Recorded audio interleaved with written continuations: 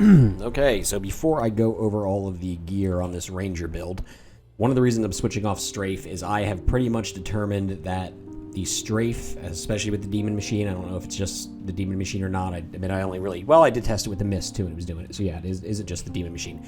Strafe is broken. I don't know if it's just me, what's going on here, but that desync is not the servers, it is Strafe. And it is making it virtually unplayable for me, so I had to switch to almost a full multi-shot build here.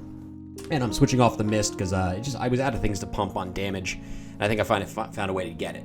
The other reason I'm switching is I have pretty much all but confirmed that critical strike under the difference between the passive skillers, it's only hard points that count for you. It just doesn't. I tested it where I only had 1 point in critical strike, leveled the 96, put the point in so it kicked it up to 68 from 15, and it was instantly more damage. I mean, you could feel it.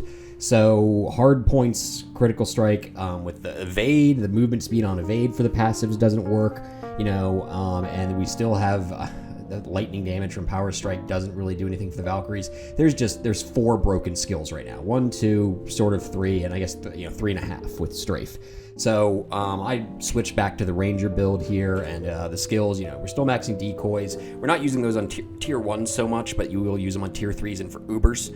And 34, when you have your CTA, is sort of that range where they just won't get one popped by the Ubers anymore.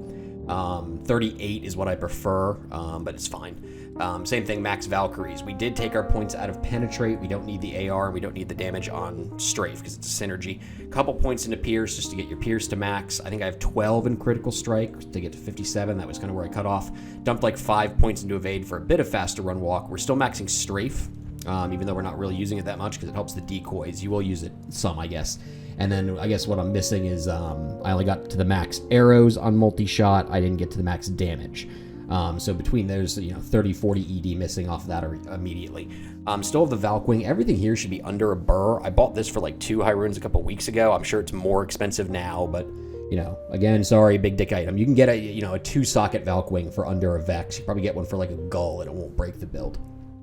Atmas cannot be frozen. Some placeholder bolts. I think I got those for like a Mal or something like that. Gores with life. Big dick ring. Okay fort, or pretty good fort, I guess. 277. Everything else is high. Coil with fire res. I gotta replace that with something. Another coil. Cast rate Volcathos, because we still want a little bit of cast rate for Ubers for getting those decoys up. Soul Drainers with Pierce, and then there's the new thing. And you say, hey, everything here should be under a burr. That is. I bought that for, not just the bow itself, I got for 100 perfect gems. And if people are looking for EDIS jewels, those are expensive. Yes, if they have over 35 ED. This is filled with some junkier ones between 25 and 30. And even, I think there's an 8 min 15 IS in there I got for like 3 Worldstone shards. But those will go between Gull and Vex. And I found even one that was in the 20s for 9 perfect gems. Someone was selling it. So go search for the gems. You can find EDIS. So I'm missing between multi-shot and not having perfect gems like 100 ED off this version of the build.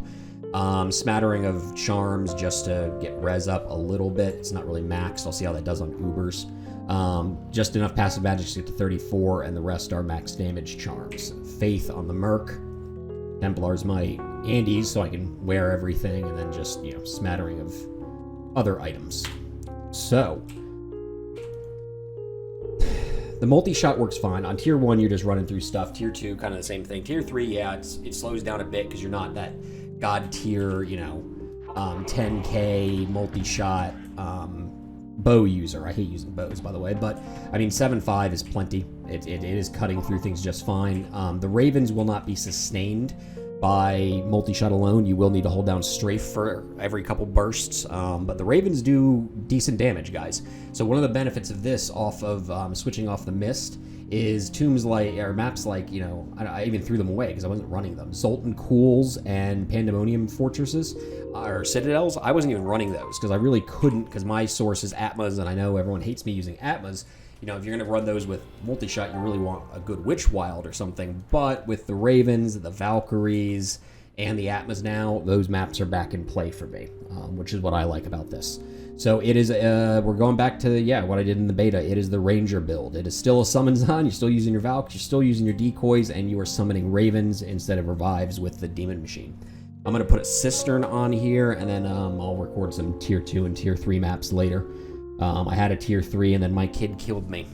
So I think I've talked about enough. Yeah, it's just I'm really disappointed. I know I'm going on and on here, but I'm really disappointed when I got so many broken skills on the strafes on now. It's just not worth playing. It needs a rework in the off season. If the passives worked for the movement speed and the critical strike, it would be awesome. It would be right up there with multi-shot. As it is, it's going to always be 20% slower. And now that I confirmed the critical strike only worked with hard points, I was like, to hell with this. I'm just rebuilding it. So check the map. Cistern, really bad pathing, and I still cleared it in under 7 minutes. So see you guys later.